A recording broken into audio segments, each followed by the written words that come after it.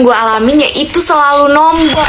Padahal udah nyatet dengan sedetail dan serapih itu, tapi tetap aja duit yang kita pegang sama duit yang ada di catatan itu gak sama, say. Gue pernah jadi bendahara waktu kelas 11 SMA. Tadi itu gue udah gak mau banget karena memang gue tipe orang yang gak teliti kalau soal hitung-hitungan, apalagi soal duit. Gue kan ngeri gitu kan, megang-megang duit gitu, apalagi ntar kalau hilang ntar dituduh gue yang maling gitu. Padahal kayak bisa jadi gue sih, enggak lah, bercanda, gila lu. Cuma karena satu kelas itu gak ada yang mau lagi selain gue, mereka semua milihnya gue karena katanya gue galak dan itu yang dibutuhkan sebagai bendahara. Padahal kan gak cuma itu ya, cuma ya udah akhirnya gue mau. Dan ya udah tuh akhirnya kan berjalan nih, gue nagih-nagihin uang kas. Dan pasti kalau ada soal pengeluaran kelas pasti gue kan yang dipanggil. Gue tuh udah yang kayak oke, gue harus rajin catet, gue harus sedetail mungkin karena memang gue tadi tipe anaknya tuh nggak teliti. Jadi kayak setiap pengeluaran, pemasukan semua gue tulis, gue catet di buku khusus untuk bayar uang kas. Tiap minggu itu gue sering ngitung ulang duit yang gue pegang sama duit yang di catatan, jadi biar balance gitu kan. Terus gue juga sering rapiin catatan-catatan yang masih berantakan.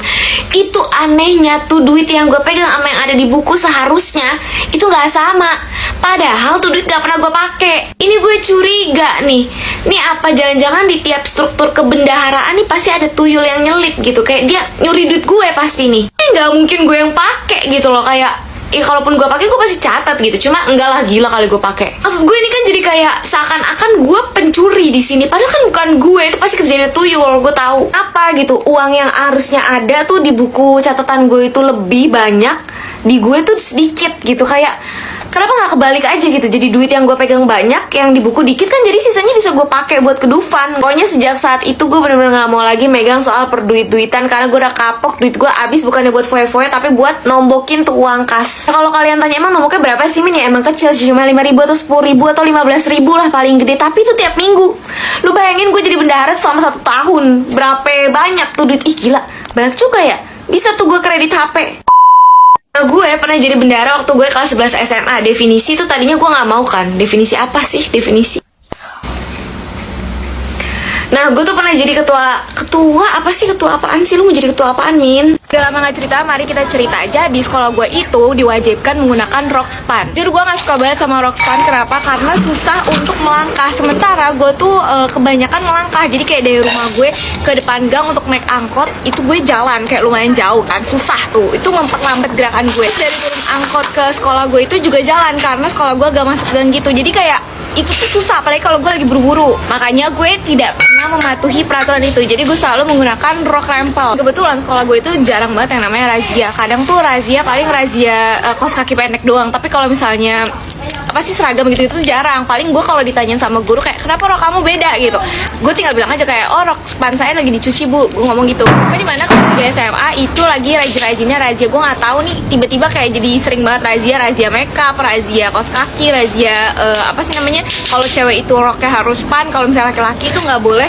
ngetat banget, pensil banget celananya. Bala dimana razianya pas banget hari Kamis, dimana Kamis gue itu pakai batik sama roknya putih. Ya udah gue kena gunting. Awalnya gue bingung kayak ini kan sekolah gue madrasah aliyah gitu, kayak Islam banget, kenapa kita disuruh pakai rok span yang memperlihatkan lekuk tubuh ya kan. Dan ternyata gue baru tahu dikasih tau temen gue kalau misalnya tujuan dari menggunakan rok span itu adalah biar yang hamil tuh ketahuan. Kan kalau pakai span kayak ngetat banget kan, perut terlihat gitu, lipatan-lipatan perut terlihat. Jadi kayak kalau misalnya melendung kelihatan. Kalau rok rempel tuh enggak. Karena ada temen gue di sekolah dia dulu itu waktu di SMP tuh kayak gitu. Jadi kayak nggak ketahuan hamil sama sekolah gara-gara pakai roknya tuh rempel. Cuma kalau di sekolah gue sendiri nggak tahu sih pernah ada kejadian kayak gitu apa enggak, karena kayaknya apa gue nggak tahu ya ada skandal. Minggu nggak apa-apain, mending kita ngapa-ngapain. Gue mau cerita waktu pertama kali gue nonton pensi kelas 1 SMA. Suatu hari gue diajakin nih nonton pensi sama teman sebangku gue. Nah karena itu pertama kalinya gue nonton pensi, jadi gue semangat dong. Apalagi waktu itu tuh artisnya lumayan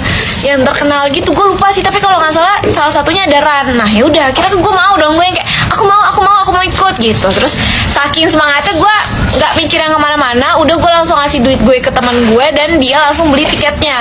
Sampai dimana H-2 acara. Itu acara pensi SMA 34 Jakarta. Terus temen gue ada yang rumahnya deket situ. Jadi tuh rencananya gue sama temen sebangku gue ini akan ke rumah temen gue yang deket SMA 34. Terus habis itu pas sore kita baru bareng ke acara pensinya. Terus temen sebangku gue tiba-tiba bilang kayak nanti kayaknya gue bakal nginep, Min, lo mau nginep juga atau enggak? Nah di situ gue udah mulai agak deg-degan nih, wah kok nginep, kenapa nginep? Karena sebelumnya saya tidak menanyakan itu pensi acaranya mulai jam berapa, selesai jam berapa, nggak nanya, gue emang bodoh. Pas gue tanya, kenapa nginep emang? Terus habis itu dia bilang, iya soalnya kan pensinya kelarnya nanti sekitar jam 10, jam 11. Mampus, gue langsung kayak seketika terdiam dan kayak, hah? Itu malam banget. Buset, gue izin apa nih ke mak bapak gue yang jam 6 belum di rumah aja gue udah ditanyain, kamu di mana kok belum pulang, ini lagi jam 11 malam. Malamnya itu gue mikirin cara banget, mikirin akal kayak ini gimana, masa gue nggak jadi nonton, gue udah bayar ya kan, lumayan tuh duitnya. Terus kayak akhirnya gue berpikir satu-satunya jalan adalah gue nginep juga. Cuma mak gue ini adalah tipe orang yang, kamu ngapain nginep-nginep di rumah orang, kayak nggak punya rumah aja. Jadi gue bener-bener definisi nggak pernah dibolehin untuk nginep di rumah temen gue apapun alasannya, kecuali bener-bener darurat banget. Makin bingung dong gue kayak, ih izin apaan nih gue sama mak gue biar dibolehin gitu kan. Terus akhirnya dapat akal lah, ini jangan ditiru ya, tolong, ini gue cuma cerita aja, jangan ditiru semuanya. Akhirnya gue bilang ke mak gue kalau temen gue itu ulang tahun dan dia mau ngadain birthday party-nya gitu, tapi khusus untuk cewek-cewek, dan kita semua nih satu kelas cewek-cewek tuh nginep di rumahnya. Awalnya emang kayak nggak dibolehin gitu, kayak masih kayak, iya emang kenapa harus nginep, kayak ya udah nanti dijemput aja segala macem, kayak tapi tetap nggak bisa dong, kalau gue dijemput ntar ketahuan